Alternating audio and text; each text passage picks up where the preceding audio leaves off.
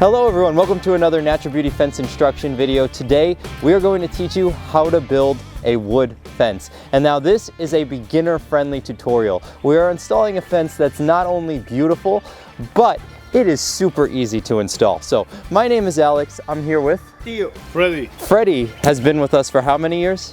29 years. And Theo, how long have you been installing fences for? 20 years.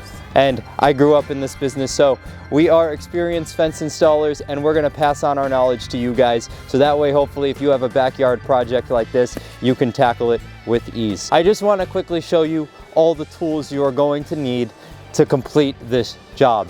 So we're gonna start with the digging equipment. First, we have a post hole digger. Then you're going to need a heavy tamping bar. This tamping bar is for digging, for breaking up roots, for shaping the hole. You're also going to need a lighter tamping bar. This is for tamping down the dirt nice and compact to secure the post. You're going to need a shovel like this to put dirt inside the hole. You're going to need a hammer. This is to hammer the stakes into the ground so that way you could set your string line. Lastly, you're gonna need some drills. You're gonna need a hammer drill with a Phillips bit so that way we could screw in the screws, secure the section, and to secure the topper as well as the caps. And then you're gonna need a regular drill so that way we can pre-drill the caps before we secure them. Your first step in installing a wood fence, and this might not apply to everyone, is to take down your old fence. If you don't have an old fence, you're gonna skip this step. The fence we're gonna be installing today is Cedar Tongue and Groove Privacy. I really like these sections, especially for beginners, because they come as a complete section. As you'll see Freddie and Theo holding it right now, this section comes like this. They are about 8 foot long. This one we're installing is 4 foot high, but it comes in varying heights. You just calculate the amount of sections you need and you order them and they will come just like this, the section that you see Freddie and Theo holding. So the first step in this operation is to dig a hole for your end post, the first post of the job. We dig our holes with a post hole digger and a tamping bar. We like to work in pairs when digging. When the ground gets too compact to make progress with the post hole digger, Freddie will come in with the tamping bar to loosen the dirt and shape the hole. In this case, they encountered a root that we needed to break. We use a pretty heavy tamping bar, so that way if we encounter any roots like we just did, Freddie was able to break it and continue digging the hole. The next step is to mark the post so we know how deep to set it. We want to have about 52 to 54 inches of post above grade and about 32 inches of post in the ground. This will give us space on the top of the post to put our cap and will also allow for a small gap underneath the section. We will go over these measurements shortly. A general rule for this type of fence is to use a post 3 feet taller than the height of your section. So since the section in this video is 4 feet high, we are using 7-foot posts. We just finished digging our hole. Now we're gonna put the post inside the hole. Now we're going to secure this post with dirt. The way we do this is we have our post in the hole. Now Theo is going to surround this post with dirt. The dirt that we dug up from the hole he put in these buckets here so that way we don't make a mess in the customer's yard. So he's putting the dirt in the hole just like this. Now once we have a good amount of dirt in there, Freddie is going to tamp that dirt nice and compact while taking a level to the post and holding it plumb.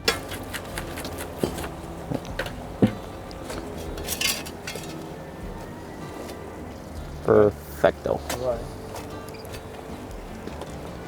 So before we move on, I just have a few things to talk about with securing this post. On Long Island here, we have really great packing soil. I'm not an expert on other parts of the country, so check your local conditions. But here, we always install a treated wood post with just packed down tight dirt. When you pack it down with dirt, it allows for water to drain into the ground without rotting the post. If you use concrete around the post, water will pool up around the base of the post and rot the post at the base. So in a situation where you do need to use concrete, you want to put gravel at the bottom of the hole, put your post in, and then make a little anthill with the concrete so that way water can flow down. Concrete, if not done correctly, can damage the wood post. So here where the packing soil is good, we're going below frost line, we always use just packed down tight dirt because our local conditions allow for that. Now your next step in the process is to set your string line. Now that you have your first post set, we want to put a line so that way all of the corresponding posts and sections are in a straight line. This is especially important if you're trying to install your fence on or close to a property line. The way we set our string line for a wood fence like this is we set our first post, then we're going to put a metal stake in the ground just behind it. Then we're going to tie the string line to that stake. Let's see our string line, Theo. Yes. A nice bright string line, perfecto. We're going to tie the string line to that stake, loop it around the post. So now what I want you to notice is how he puts the stake slightly to the right of where that post is. That way when he travels with the string that way, this is going to be flush up against the first post. So now he's going to go to the end of the fence line with his string line, and Freddie is going to put another stake in the ground where we planned on ending the fence.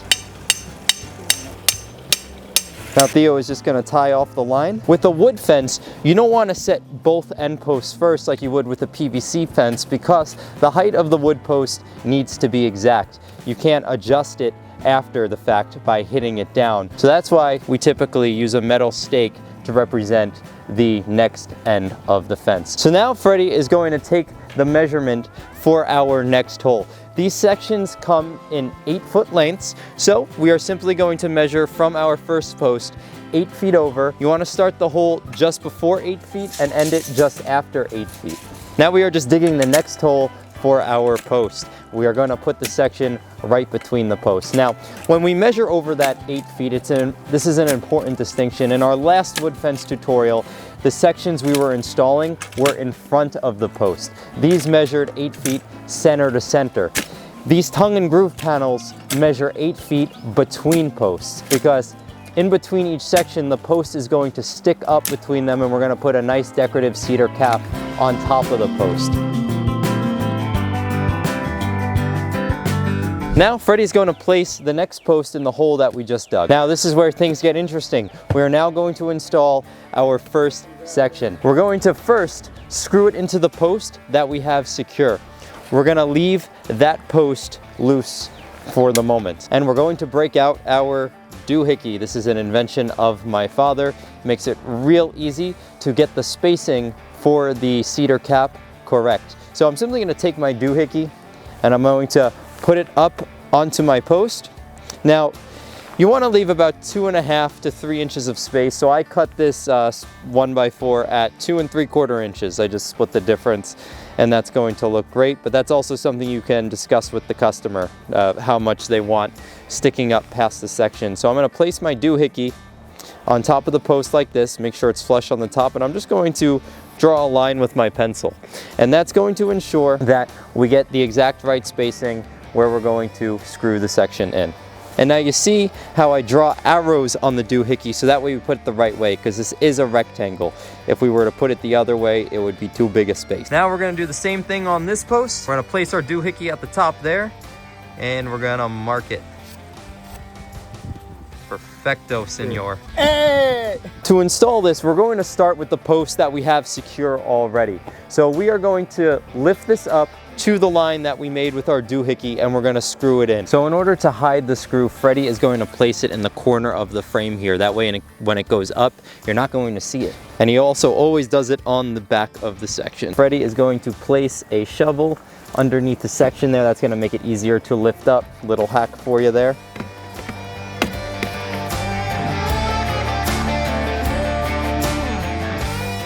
So now Freddie lifts the section up to the line, and you want to get the section kind of centered in the 4x4 post there. Now he's going to continue the screw directly into the post.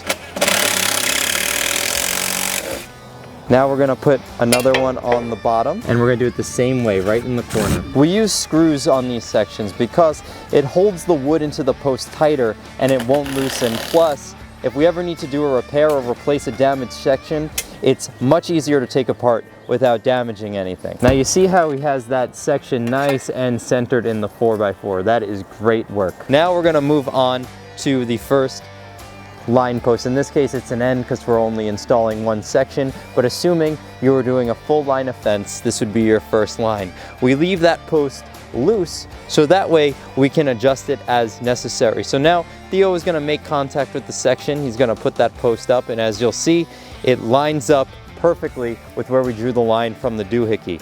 Now Freddie is just going to follow the same process. He's going to put a screw in the upper corner and a screw in the lower corner of the fence. All right, so now we've got a nice level fence. It's like you've done this before. Yeah, a little bit, not too many times. Perfect. We want that post just touching the line. So Freddie makes sure that the post is touching the string line, and he holds his level to it to make sure it is plumb.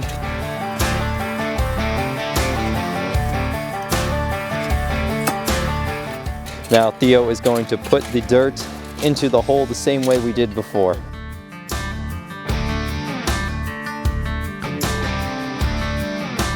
So before we move on to the next step, there is an important thing I just want to go over real quick.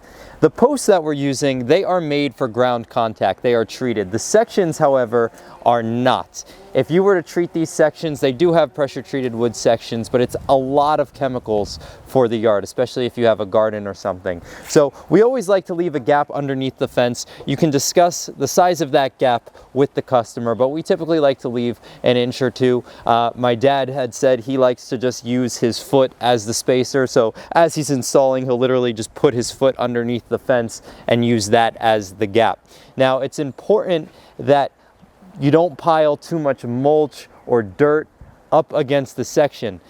Any dirt contact with the section, any ground contact will make it rot significantly faster than if there is a gap underneath it. If your landscapers pile dirt or mulch against the section, it'll rot significantly faster, especially if it's always wet from that soil. So very important, leave a gap underneath the sections. Now we're going to move on to the next step in the operation, which is to put a nice cedar topper. Freddie, let's bring that over. To finish off the top of the section, I have a 1x4 by 8 foot long cedar board here. We put this on top of the section. It creates a nice decorative cap here. So we're going to just place it on just like this.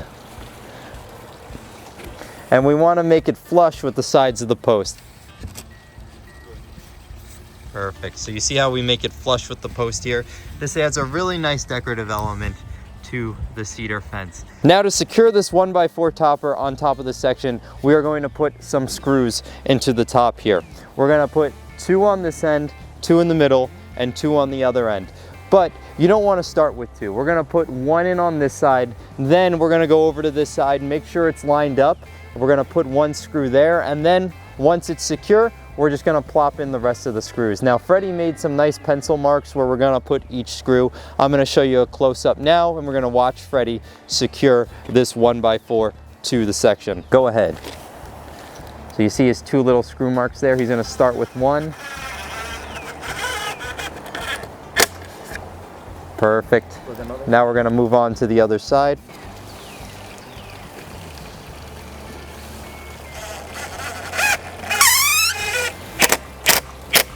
Perfecto. Now we're going to do the center.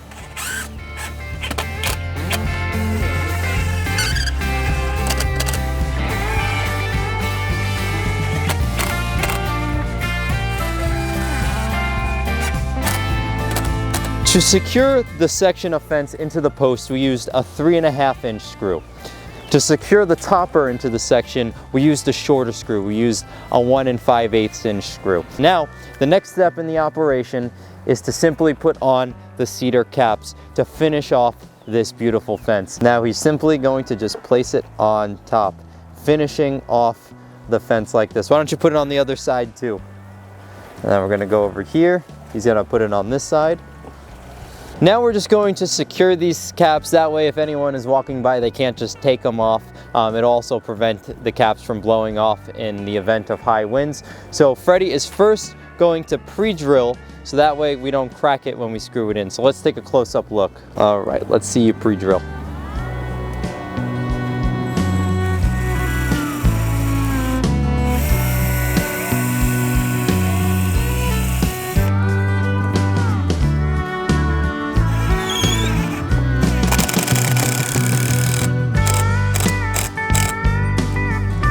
Now the cap is nice and secure. Oh, let's do the other one.